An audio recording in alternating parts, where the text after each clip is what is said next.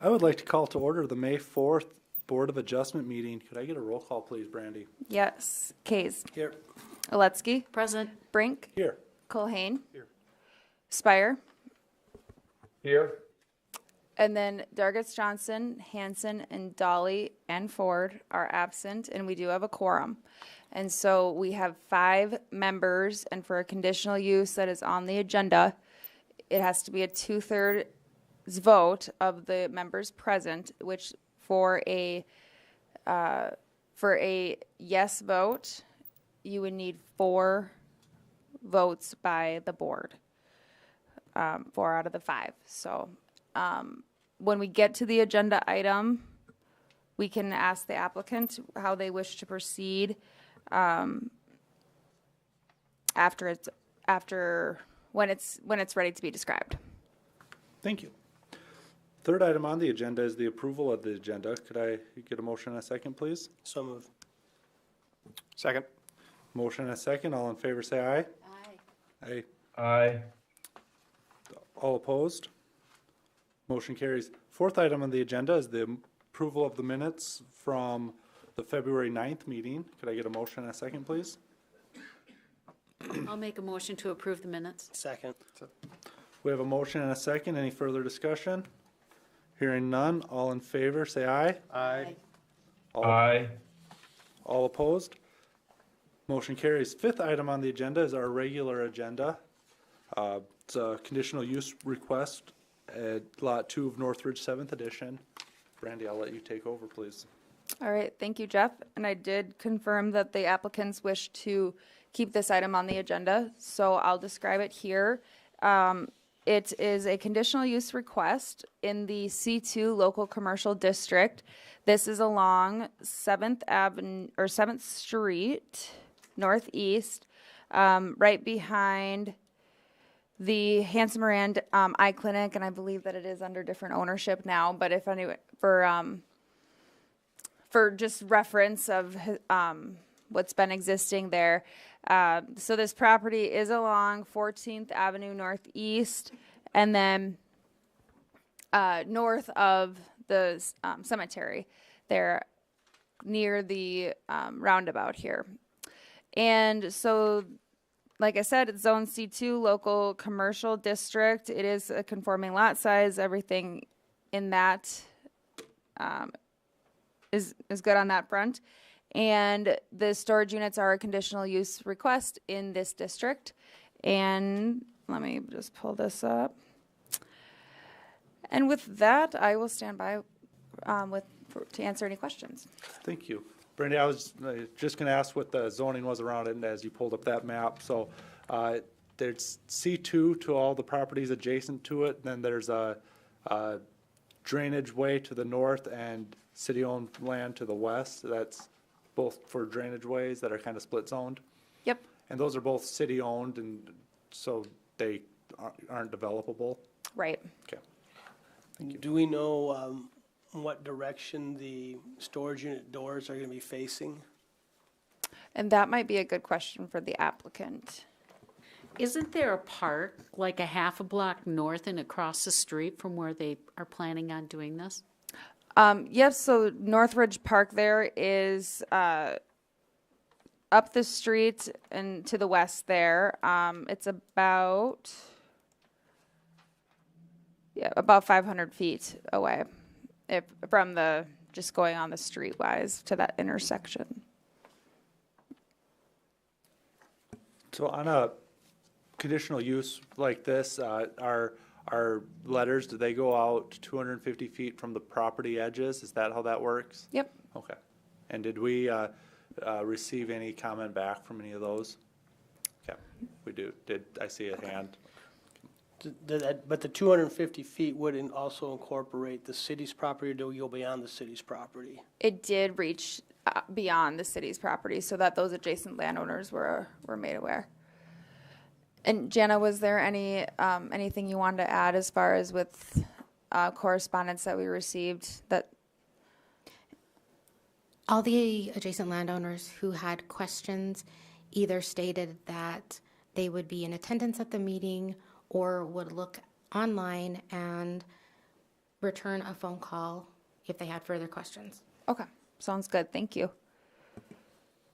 Thank you. With that, I will open the public hearing. If there's anyone that wishes to speak in favor or against, please feel free to approach the mic. Could the applicant come forward?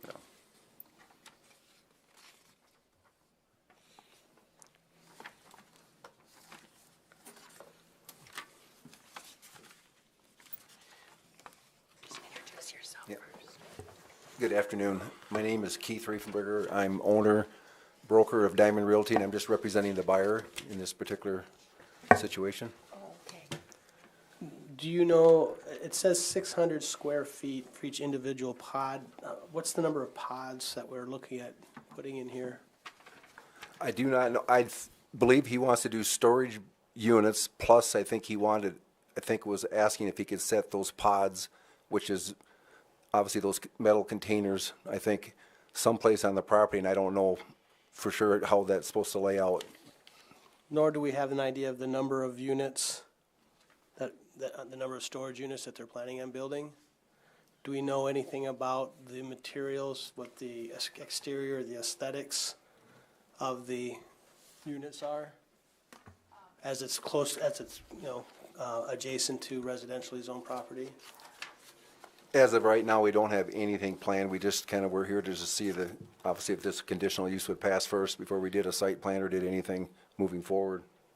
And with it being zone C2, there aren't any But there's any requirements exterior.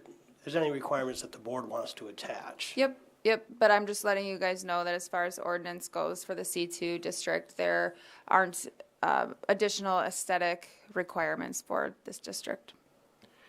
Brandy, for a building, a permanent building, it has to meet required setbacks, but for those storage pods, do those have setbacks, or how close to the line can those be put? Yes, they have to meet setbacks as well. The same For- side yep, yard, front yard setbacks? Yep, for a primary. Are those storage pods be considered an accessory use to the structure, the principal use of the storage units themselves? And then do you have any sort of separation distances between, or are they going to be stacked right next to each other, or how does that work? And we would look at that as far as what they're proposing as placement, but if, with it being, it would still have to meet the primary structure setbacks. And actually in non-residential districts, they're usually one of the same, really. If actually accessory is usually greater setbacks. So it would be considered part of the primary. And then as far as separation goes, that's where our building official, Reed Peterson, will dive into that. Is there any requirements within the ordinance that requires greater setback distances when commercial uses is butts up against residential zones, or do we have any sort of implied separation used as just as a barrier aesthetics or something that but when it butts up against other residentially zoned property? In some districts, like CL, the Lake Commercial District, that's one that I can think of off the top of my head. And then just even our landscape and lighting ordinance, there are higher standards for if there's a parking lot that's adjacent to a residential property as far as what screening needs to be done, or setback even for that matter. So there are in some scenarios, and the lighting and landscape doesn't change. But the thing is that you have the extension of the C2 district, and then the R1 district abutting into the city drainage area. So it doesn't directly abut. But it's zoned R2 though? Half and half. And the board could consider fencing as an aesthetic buffer? Mm-hmm. Or planting of trees or something like that? Yep. Those pods, they could look like the ones that are set up along Highway 20, right? Where they're just... That's what I'm kind of envisioning that he's thinking of doing. Oh, okay. Yeah.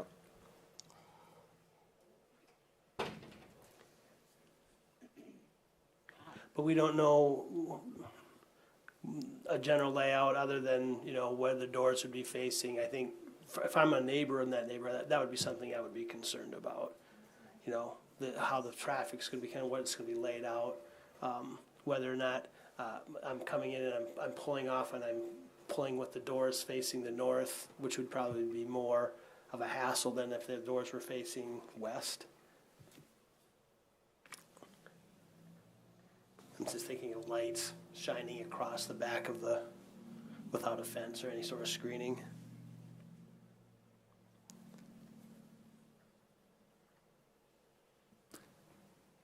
Are there any other questions for the applicant? Hearing none from the board, I will ask if there's anyone else from the audience that wishes to speak in favor or against this item. Please approach the mic and state your name.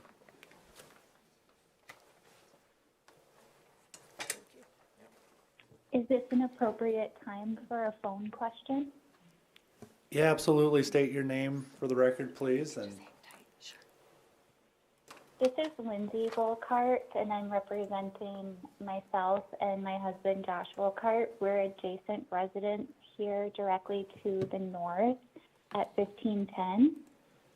And we just have a couple of questions, both because we've lived up here for a number of years, and it's just a really beautiful area in the community with the park, as mentioned. It's high traffic in regards to the city-owned property, people flying kites, young kids, bikes, skateboards, lots of areas. I really liked the question about the barrier aesthetics, you know, wondering about a fence, wondering with the container units, you know, there's the suggestion as mentioned as those on Highway 20, but there's also those now on, is it West 212? So there's a little bit of a difference in those barrier things, and I'm wondering about like a safety component for the kids in our area, even though I realize this is zoned commercially. And then of course, the lighting, all of that. I guess those are our main concerns. It's really an area used by the community right now, even though that's not something that it's zoned for.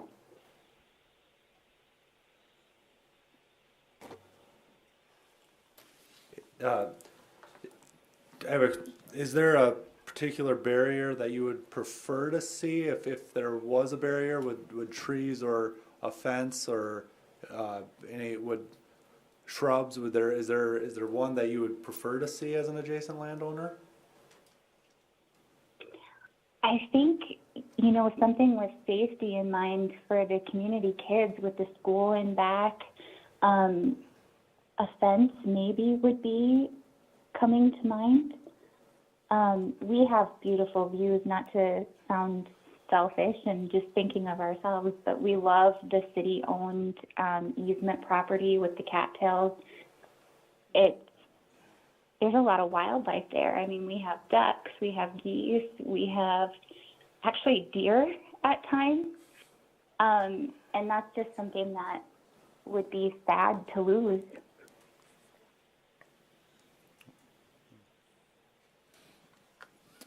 Thank you for those comments. Yes, appreciate it. Diana Cooley, I live on 706 16th Avenue Northeast, and this would be right out my only view of my house, basically. So aesthetics would definitely have to be in order. Where on the map is her house? Right at the top, 706, Okay. right there. Okay. Thank you. There's that whole row of twin homes along that slough back there, and I'm the first one, and this is right out my window. So I would hate to see something going in there and block the view and everything else. And that street is really busy with school, 7th Avenue, everybody comes, or 7th Street comes down that and goes to 16th Avenue to the school. Okay, ma'am, so if we were to allow it, what things could be done to help mitigate the impact on you? Definitely trees or just something to beautify the area, because if you're putting in those separate. If the pods were to be located, you would not want the pods located on the northern end of the property? Exactly. Thank you. Thank you. Thank you.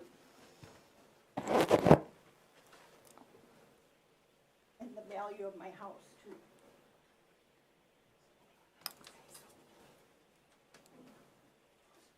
Public hearing is still open if there's anyone else that wishes to.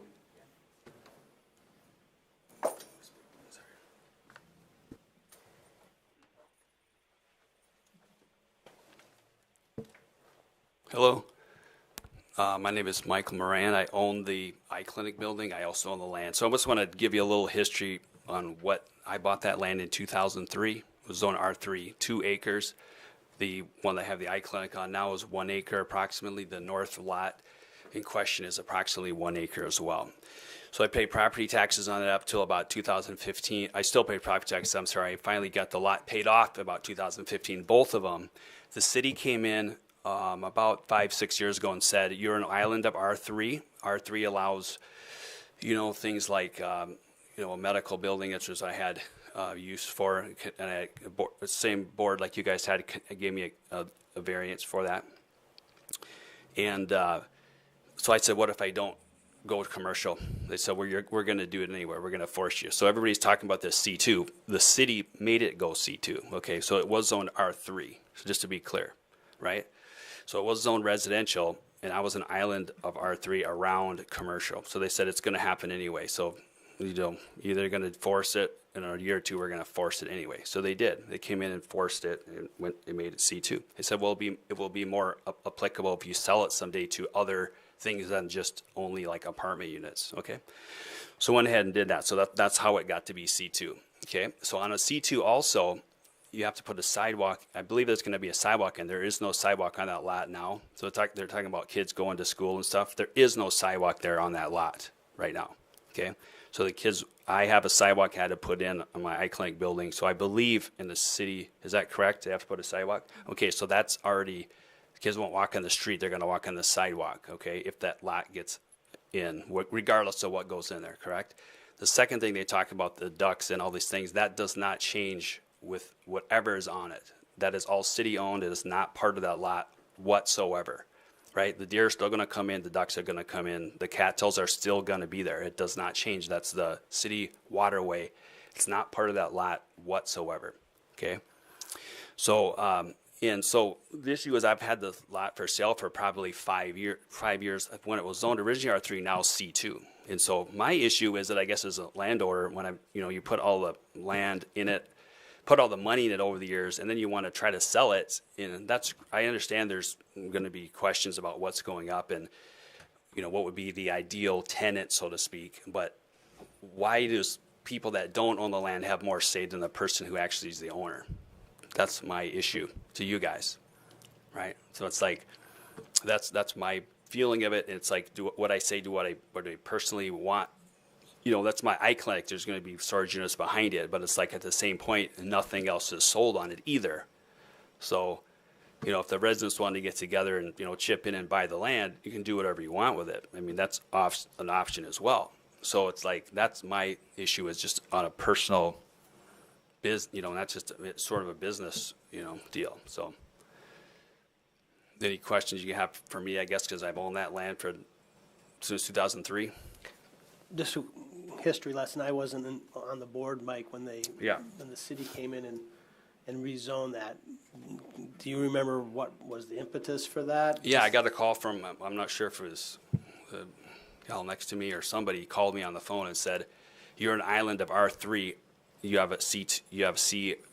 Everything's commercial around you, and we're going to. I said, what if I oppose it? They said, well, you can, for a year or two, but it's going to get forced. We're going to force it to go C2, right? So then it went Because C2. everything else was C2, but that lot was R3. Yeah, I was an island of R3. I was the only one.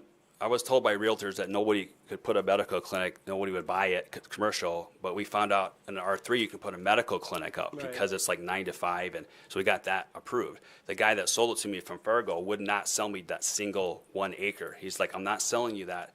You have to buy the whole 2 acres. And I was worried that I'm not going to be able to sell it someday. I talked to my accountant. He said, well, I think you can swing this if the city allows us R3. And speaking of the board having a quorum, I had to buy that land before I got a decision from the existing board because 2-3 people were in Florida and nobody would make a decision, and the guy's gonna walk. I had 1 week to make a decision, buy the land, and we hope the city is gonna allow you to have a variance R3. That's how that worked. That's true story.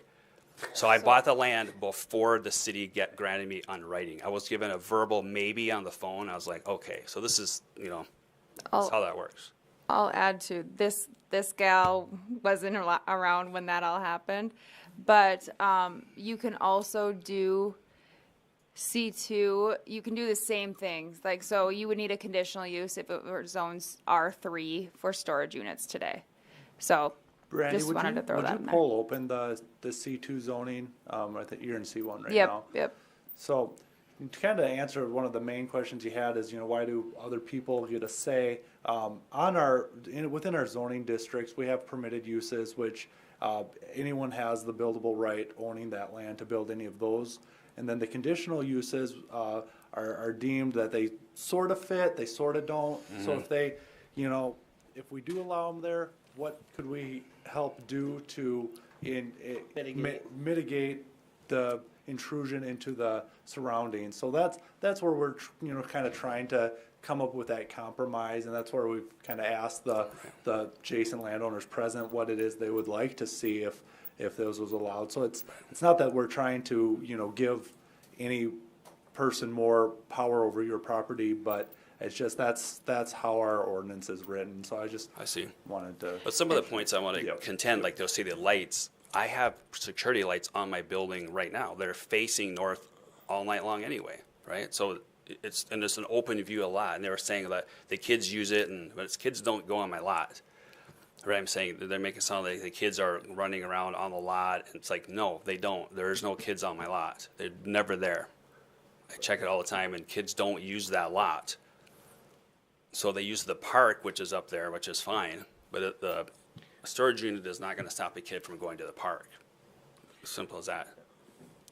I mean, I don't know why they're conflating the park with storage units. I mean, kids don't know what is there and don't care at all.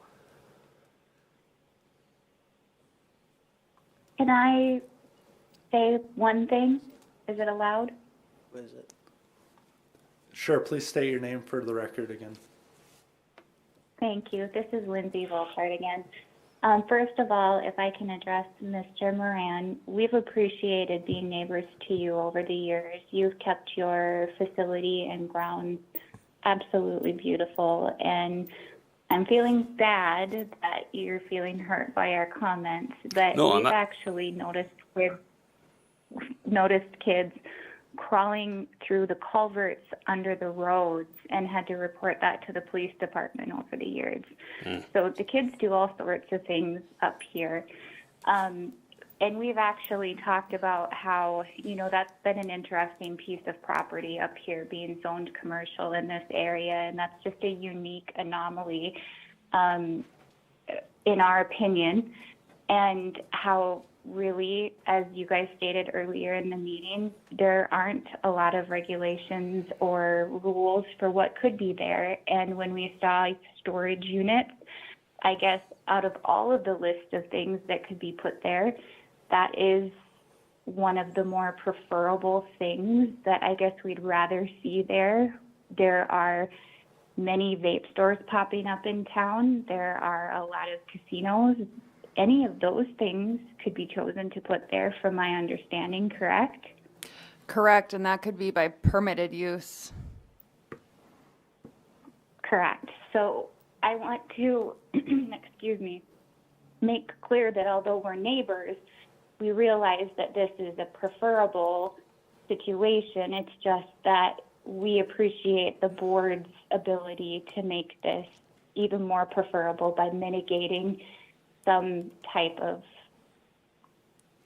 compromise if possible. And I'm sorry that it feels like by giving us a forum to voice our opinions on this, it feels like we have a say when really, truly we don't. And Thank you. Thank you. could I clarify with the neighborhood retail establishment? So that's the permitted use in the C2 district. So these are generally recognized retail businesses which supplies commodities on the premise for persons residing in adjacent residential areas such as but not limited to groceries, meats, dairy products, baked goods, or other food, drugs, dry goods, clothing, and notions or hardware.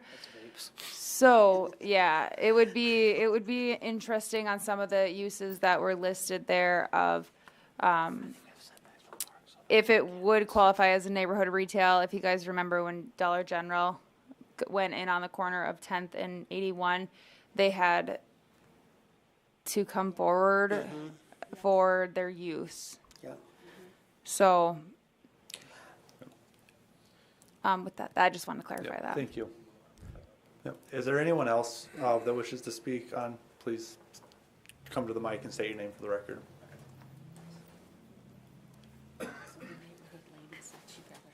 Yep. My name is Joe Snyder. I am also broker owner of Diamond Realty. And what I would just like to say is, first of all, I think the important thing to know is that we are here because we think that this is a good use for the land. We do not want it to affect people's property values. Obviously, that's the last thing I want to have happen for anybody, especially for you. So the nice thing is that you have Keith and I, you have two guys who are standing behind this that are wanting to do something good that we think can really help serve that neighborhood. And we're not just doing it for $1. We're doing it because we believe in it. And you're going to have two people who are going to listen to what the adjoining neighbors have to say to try to help to make sure that it does fit how they want it to look aesthetically. And one thing to point out is that with what other businesses could go there, I used to have a DJ company with my brother, and then I had kids, and weekends get too long to DJ anymore. But we had to store our trailer in a storage unit, and the amount of traffic going to these storage units compared to any other business is less on a daily basis than a person would think, because people use storage units to store things that they don't use all the time. No one's going to drive the storage unit back and forth every single day. So I feel like, and obviously I'm not a professional in the storage unit business, but I would assume that the actual traffic going in and out would be less than a lot of commercial uses. And as far as the pods, when talking with the prospective buyer, the pods were kind of an afterthought of if there's overflow, and could we put these pods there? Now, I don't envision it being anything like, what was it, West 212, where they're stacked too high. I mean, that's, to me, just a safety concern and liability. It wouldn't be like that. I do agree with the pods being towards the south, where it's not neighboring the north side where there is residential. And I do believe that if there's some compromise we can reach in order to make it aesthetically pleasing and not make it an eyesore for the residents. Chair, do you guys have any problem planting a few trees along the north side, or perhaps the north and maybe the west side, or some sort of opaque barrier, i.e. a fence? I can't speak for my client, but I can't imagine that he would let that be a deal breaker by any means. Thank you. Thank you very much. I appreciate it. Anyone else from the public? East side. Well, I guess when I look at it, do we want to close the public hearing and then have discussion? Yeah. West side is how you have to get access to it. Right. I understand, Doc. Yep. I will close the public hearing for further discussion. Let me get a motion on the Yep. table and we can Yep. discuss. Being that this is a listed conditional use in the C2 district, and I am a proponent that if a use is listed, it should be allowed, and the purpose of the board hearing is to attach conditions to mitigate impacts on the adjoining property owners, I would make a motion to approve the use, and then we can get into a discussion on whether or not there need to be any conditions. Any conditions would be via subsequent amendment, right? Okay, understood. Second. We have a motion and a second. Further discussion. I guess where I'm at, again, because we've had some neighbors that did comment that they think that there is going to be an impact. I think the use is probably an appropriate use if done correctly. in this area. I do think that we need to address some sort of screening, at least full screening on the north side, either with 8-foot conifer trees adequately spaced, or a fence or a combination thereof. And that also being on the east side that butts up against the assisted living. You know, they maybe don't need to see it just as much as the people that live. They may be more impacted directly depending on the location and how that site's laid out.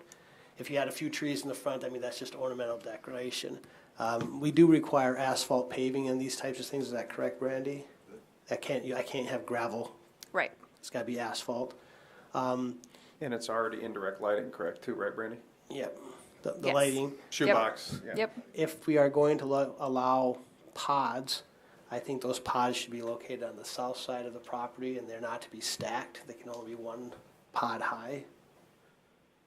Yeah. Well, they're the height restriction. Oh, but you guys will add that. Yep. Go But ahead. I'm just thinking from the perspective that I don't want to see pods stacked like you see on Highway 212. Where you see a forklift come in and put it down. I think they're on the ground.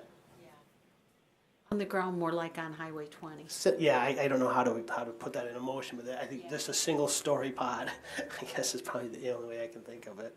Well, I think they're 8-foot shipping containers, so if you 10 put a 10-foot cap on it, that probably, I don't know that to be certain, but I think having bought a shipping container, I think they're 8 feet. Is my recollection. I don't know. Yeah, they are.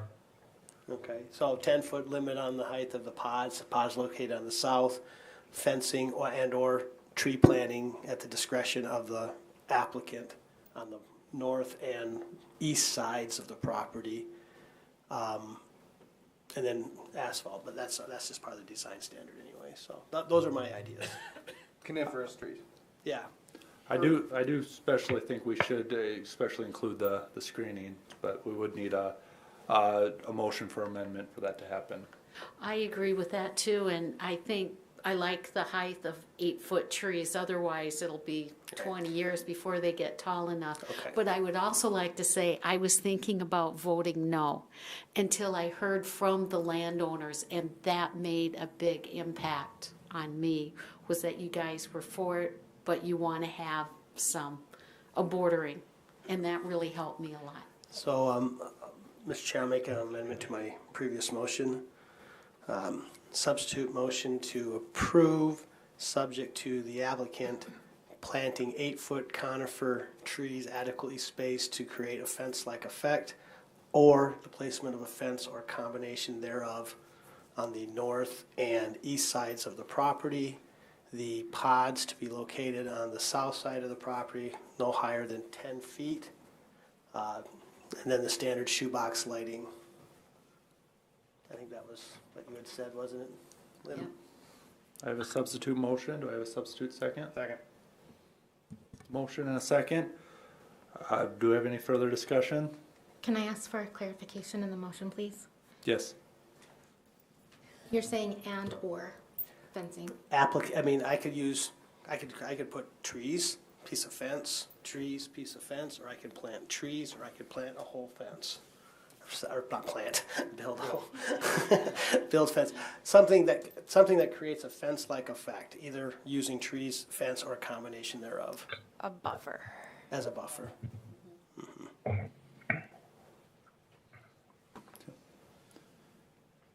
Any other further comments? Seeing none, all in favor, say aye. Probably roll call for Aye. a Board of Adjustment action. We should have a roll call vote. All right, for a Board of Adjustment action, let's do a roll call vote. Brandy, could I get a roll call vote, please? Yes. Spire? Yes. Colhane? Yes. Case? Yes. Brink? Yes. Aletsky? Yes. Motion is approved. Sixth item on the agenda is open public comment. I'm just gonna say, as a member of the public, if this previous action gets built, there'll be sidewalk going all the way to a bike trail except for over city property. We should ask the city to put sidewalk in. That's my open public comment. Thank you. Item 7 is new business. Do we have any new business? No. Any old business? Nope. Motion to adjourn? Motion, so moved. All in favor? Aye. Thank you. Thank you, guys. Thank you. Aye.